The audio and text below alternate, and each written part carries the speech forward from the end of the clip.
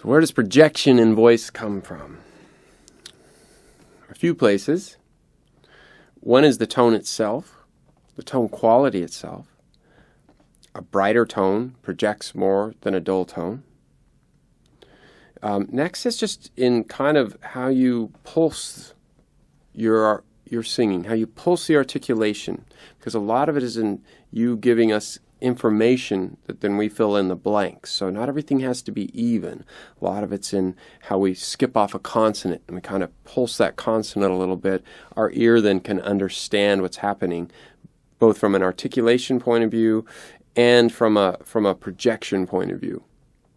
And some of it's just in the physics of where it sits in the instrument, for sure. So that's why kind of changing the ranges, key changes are so important in different types of music, for that very reason, to get a voice to project, to get it to sit really on top of the mix, especially in a big production. No question about that.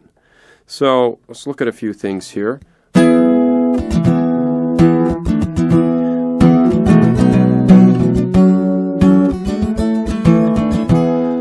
So in a kind of really comfortable key here, what would the projection qualities be of this? So I'm building castles in the sand, I'm flying planes I cannot land, I'm singing songs without a band.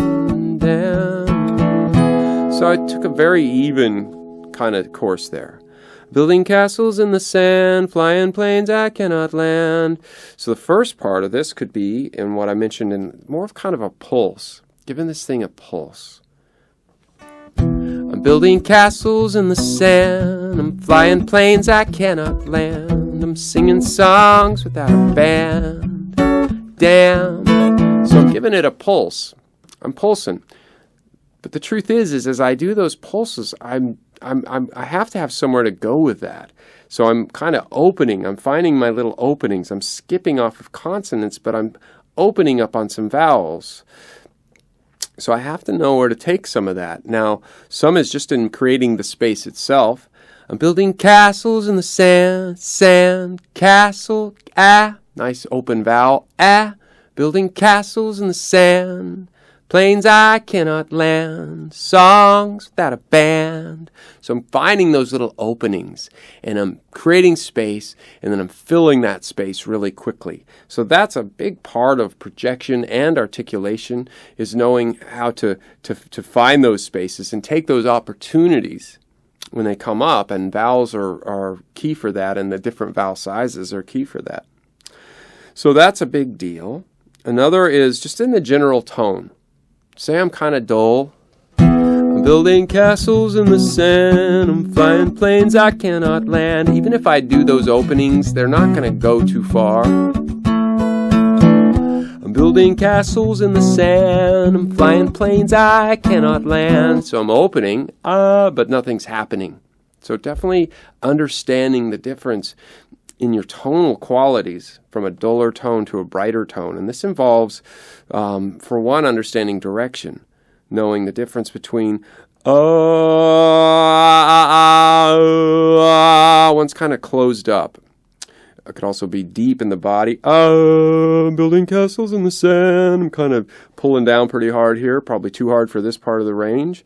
So hearing yourself and being able to make adjustments like that to kind of get your tone to set where it should be sitting in a song is kind of key. And that requires, again, understanding what is up and down. Practicing that a lot in your warm-up, ideally, and then knowing how to incorporate it.